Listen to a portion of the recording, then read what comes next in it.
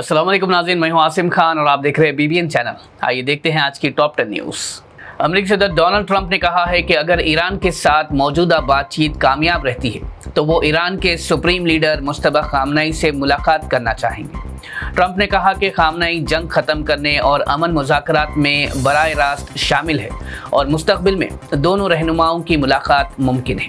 Trump ने यह भी दावा किया कि ईरान ने न्यूक्लियर हथियार हासिल न करने पर रजामंदी जाहिर की है और दोनों मुल्कों के दरमियान बातचीत आगे बढ़ रही है।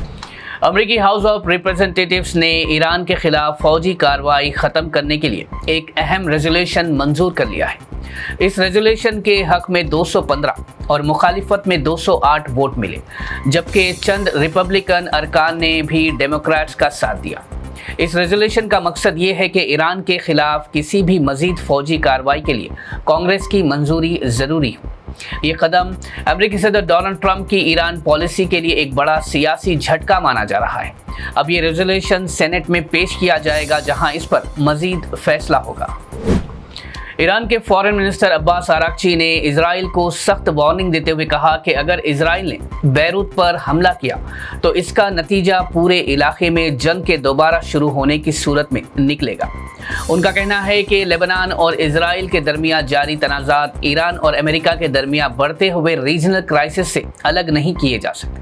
आरागची ने जोर देकर कहा कि ईरान इस मौके पर पूरी तरह तैयार है और अगर बैरूत को निशाना बनाया गया तो इजराइल को सख्त जवाबी कार्रवाई का सामना करना पड़ेगा।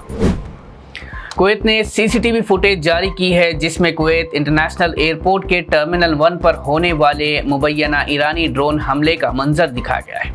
कुवैती अथॉरिटीज़ के मुताबिक इस हमले में एक भारतीय शख्स की मौत हुई, जबकि दर्जनों अफराद जख्मी हुए और एयरपोर्ट टर्मिनल को काफ़ी नुकसान पहुंचा। जबकि ईरान की जानिब से इस हमले की जिम्मेदारी से इनकार करते हुए दावा किया गया है कि ये हमला और नुकसान अमेरिकी पैट्रियट मिसाइल की वजह से हुआ, लेकिन कुवैती अथॉरिटीज़ इसे ईरानी ड्रोन हमला करार दे रही है। कांग्रेस लीडर राहुल गांधी ने एक नीट एस्पिरेंट की मुबैना खुदकुशी के बाद वज़ीर आज़म नरेंद्र मोदी पर सख्त तनकीद की।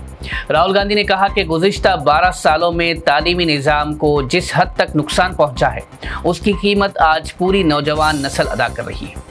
उनका कहना था कि ये सिर्फ एक फ़र्द का नुकसान नहीं बल्कि तालीमी निज़ाम में पैदा हुई गहरी खामियों की निशानदेही करता है। राहुल गांधी ने इल्ज़ाम लगाया कि तलबा पर बढ़ता हुआ दबाव और इम्तिहानाती निज़ाम के मसाइल नौजवानों के मुस्तकबिल को मुतासिर कर रही है। उन्होंने मुतासिर ख़ानदान से हमदर्दी का इजहार करते हुए कहा कि तलबा को इंसाफ मिलना चाहिए और ज़िम्मेदारों के खिलाफ सख्त कार्रवाई भी होनी चाहिए। कॉकरोच जनता पार्टी ने एजुकेशन मिनिस्टर धर्मेंद्र प्रधान के इस्तीफे का मुतालबा दोहराते हुए कहा कि CBSE में किए गए तबादले असल मसाइल का हल नहीं बल्कि सिर्फ एक दिखावा है। पार्टी का कहना है कि नीट और दूसरे इम्तिहानाती तनाज़ात की वजह से लाखों तलबा और उनके वालिदैन परेशान हैं, लेकिन अब तक जिम्मेदारों की जानिब से किसी बड़ी सतह पर जवाबदेही नज़र नहीं आई। पार्टी ने इल्ज़ाम लगाया कि तालीमी निज़ाम की खामियों से तलबा का मुस्तकबिल मुतासिर हो रहा है। इस वजह से उन्होंने 6 जून को जंतर मंतर में एहतजाज का ऐलान भी किया है। हैदराबाद में BRS वर्किंग प्रेसिडेंट KTR ने चंचलगुड़ा जेल में बंद फॉर्मर MP बलका सुमन से मुलाकात की और इस मौके पर तेलंगाना सरकार पर सख्त तनकीद की।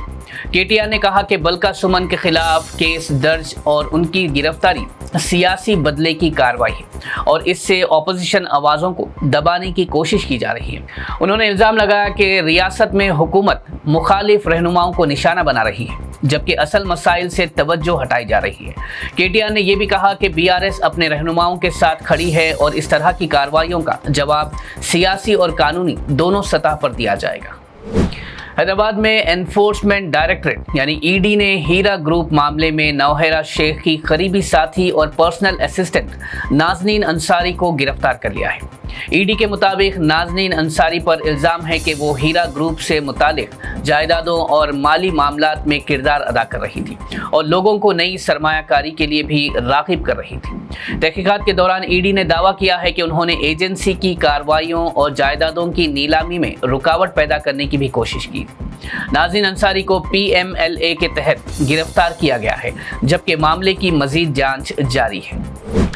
Telangana board of secondary education ने एसएससी एडवांस सप्लीमेंट्री एग्जाम्स के लिए तमाम इंतजामात मुकम्मल कर लिए हैं और ये इम्तिहानात 5 जून यानी कल से शुरू होकर 12 जून तक जारी रहेंगे।